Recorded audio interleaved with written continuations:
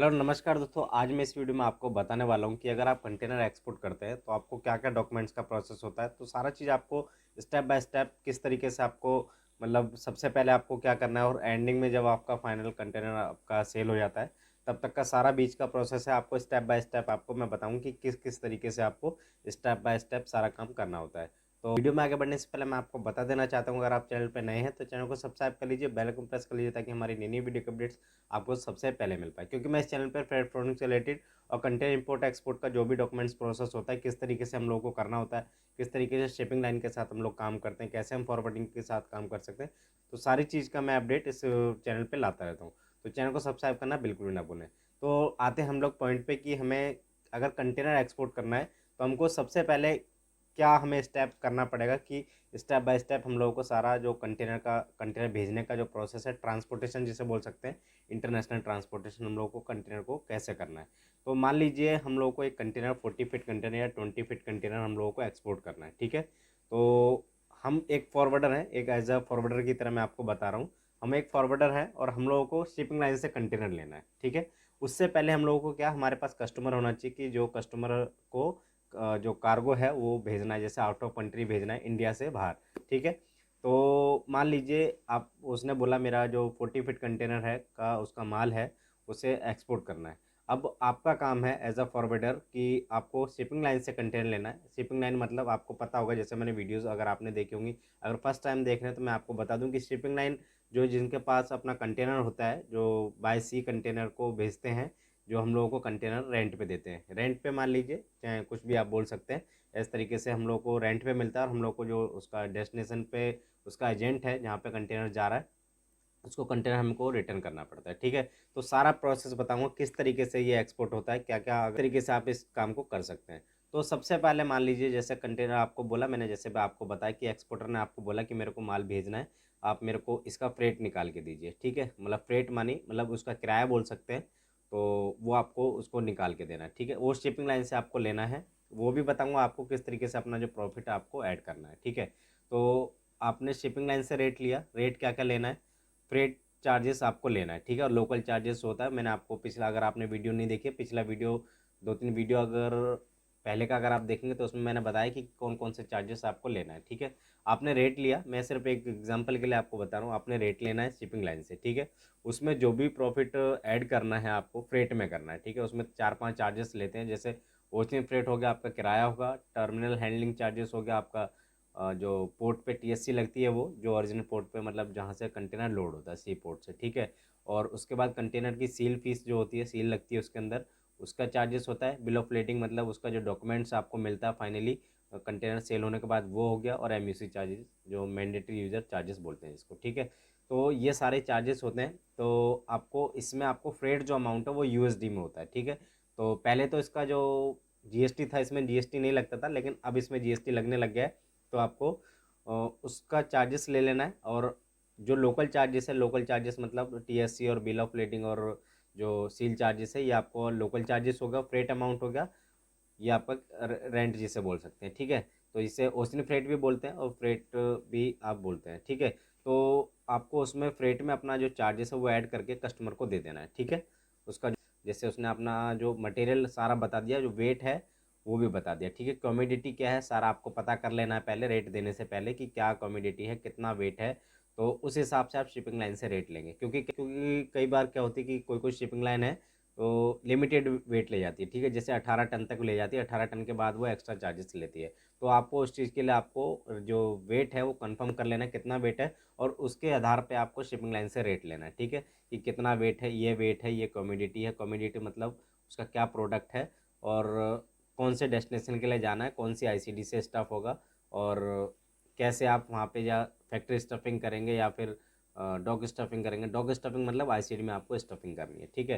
तो ये सारी चीज़ आपको पहले कंफर्म कर लेनी है। अब शिपिंग लाइन से आपने रेट लिया, अगर उस वेट के अंदर आपका जो अंडर आ रहा है कि 28 टन उसका वेट है जैसे, और शिपिंग लाइन 28 टन अलाउ कर रही है, तो आप उस चार्जेस को लेके अपना प्रॉफिट ऐड करके उसको रेट दे सकते हैं। अगर मान लीजिए उसमें जो वेट है वो सिर्फ ले रही है 18 टन, 18 टन के बाद इतना चार्जेस लगेगा।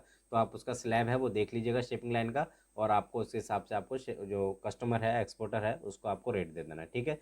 अब रेट दे दिया और एग्री हो गया, ठीक है। मान लीजिए आपने जो रेट दिया है उस रेट में जो कस्टमर है वो एग्री हो गया, ठीक है। अब फाइनली क्या करना है, आपको इनवॉइस और पैकिंग लिस्ट आपको ले लेनी है। इनवॉइस पैकिंग लिस्ट लेने के बाद आपको शिपिंग लाइन में आपको बुकिंग डालनी है। अगर मैनुअल है तो मैनुअल डालनी है, या फिर ऑनलाइन जिसका प्रोसेस है आपको ऑनलाइन बुकिंग डाल देनी है। इनवॉइस पैकिंग लिस्ट से देख के आपको जो डिटेल है उसमें मेंशन ग्रॉस वेट है, कम्योडिटी है, या एचएस कोड, जो भी डिटेल उसमें मांगता है, कौन से पोर्ट से ये स्टफिंग कर रहा है और कौन से पोर्ट के लिए कंटेनर जा रहा है, तो सारी चीज़ आपको वहाँ पे डाल देनी है, ठीक है। तो अब आती है, जैसे कंटेनर का आपने बुकिंग ले लिया, आपने सबमिट किया, आपके पास बुकिंग आ गया।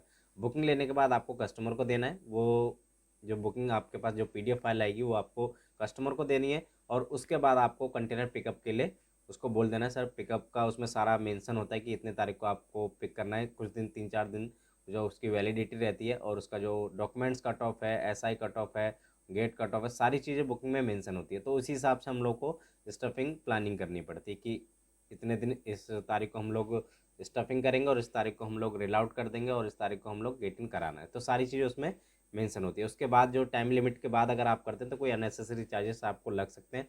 तो आपको वो जब भी आप बुकिंग लेंगे, या तो पहले आप कस्टमर से पूछ लीजिए कि आप कब तक स्टफिंग कर सकते हैं, तो उस हिसाब से उस वेसल के लिए आप, वेसल मीन्स जहाज, तो उस वेसल के हिसाब से आपको स्टफिंग करनी है, मतलब बुकिंग लेनी है शिपिंग लाइन से, ठीक है। तो ये चीज़ आपकी हो गई, कंटेनर आपका स्टफ हो गया। अब कंटेनर स्टफ होने के बाद क्लियरेंस वगैरह करा के एक्सपोर्टर जो अपना सीएचए हायर किया हुआ उसने, उसे क्लियरेंस करा के कंटेनर आपका अगर आईसीडी से तो रेल आउट हो जाएगा, तो सी पोर्ट पे पहुंच जाएगा, गेट इन हो जाएगा कंटेनर, ठीक है। अगर सी पोर्ट पे ही स्टफिंग है, सी पोर्ट से उसका जा रहा है, तो आपका कंटेनर जो गेट कट ऑफ का टाइमिंग है उस टाइमिंग से पहले उसको अपना अंदर करा देना है, ठीक है। कंटेनर जो है गेट, जो सी पोर्ट का गेट है, गेट कट ऑफ टाइमिंग है उससे पहले आपको करा देना, क्योंकि गेट कट ऑफ मीन्स मतलब उसके बाद आप कंटेनर गेट इन नहीं कर सकते, ठीक है। अब ये हो गया, कंटेनर आपका स्टफ हो गया। तो कंटेनर मतलब गेट इन से पहले आपको जो उसका डॉक्यूमेंट्स वर्क है, जैसे कंटेनर पिक हुआ, आपको कंटेनर का डिटेल आपको कस्टमर से ले लेना है, जो उसमें सील मिलेगी, सील की भी डिटेल आपको ले लेनी है। उसके बाद आपको शिपिंग इंस्ट्रक्शन सबमिट करना है, ठीक है। शिपिंग इंस्ट्रक्शन सबमिट करने के बाद आपके पास एक ड्राफ्ट आएगा। तो ड्राफ्ट आने के बाद आपको जो शिपिंग लाइन से आपको ड्राफ्ट मिलेगा, वो आपको अप्रूवल ले लेना है कि ये आपका ठीक है। और क्योंकि उसके जो डॉक्यूमेंट्स, जब कंटेनर सेल हो जाता है तो उसमें आप चेंजेस नहीं कर सकते हैं। तो कंटेनर सेल होने से पहले आपको ये documents work, SI cut off और एसआई जो है, एसआई आपको सबमिट कर देनी है, मतलब SI means shipping instruction. BGM आपको सबमिट कर देना है। बीजीएम आपको मैंने बताया हुआ है कि किस तरीके से आपको बीजीएम सबमिट करना है। एसआई किस तरीके से करनी है, जिस भी लाइन का कंटेनर है उसका आप चैनल पे जाके आप देख सकते हैं, सभी के लिए मैं वीडियो बना चुका हूँ, तो आप वहाँ जाके देख सकते हैं, ठीक है। जिसका मैनुअल है उसका तो आपको मेल पे शिपिंग इंस्ट्रक्शन एक वर्ड फाइल में आपको बना के दे देनी है, और उसके बाद उससे ड्राफ्ट ले लेना, बीएल ड्राफ्ट जिसे बोलते हैं। शिपिंग इंस्ट्रक्शन एक ड्राफ्ट होता है, मतलब आपको एक जो डॉक्यूमेंट्स होता है उसका आपको एक ड्राफ्ट बना के देना पड़ता है, जिससे आपको बीएल ड्राफ्ट देता है अपनी जो स्टेशनरी है उस पर, ठीक है। उसे अप्रूवल ले लेना है। उसके बाद वो बीजीएम वगैरह भी आपको करना है, शिपिंग बिल सबमिट कर देना है।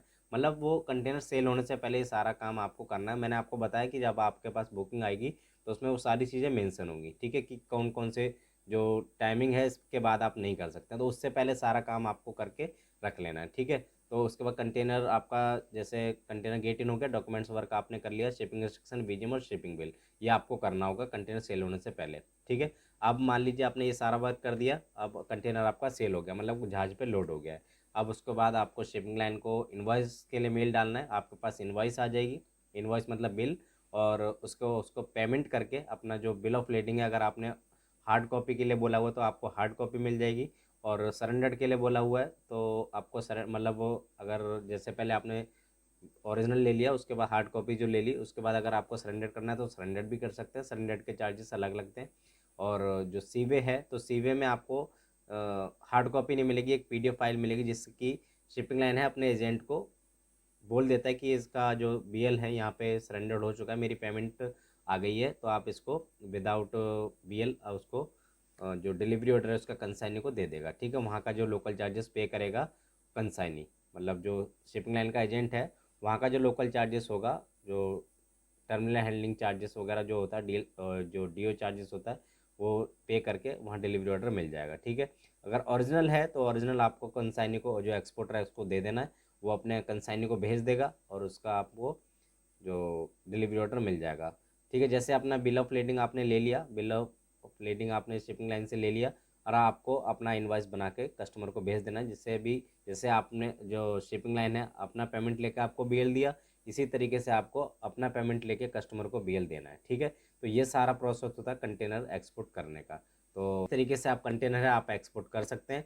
और इन्फॉर्मेशन अच्छी लगी होगी तो वीडियो को एक लाइक जरूर कर दीजिएगा, चैनल को सब्सक्राइब कर लीजिए, बेल आइकन प्रेस कर लीजिए, ताकि हमारी नई नई वीडियो के अपडेट्स आपको सबसे पहले मिल पाए। तो इस वीडियो में इतना ही, तो मिलते हैं नेक्स्ट वीडियो में एक नए टॉपिक के साथ, तब तक के लिए धन्यवाद।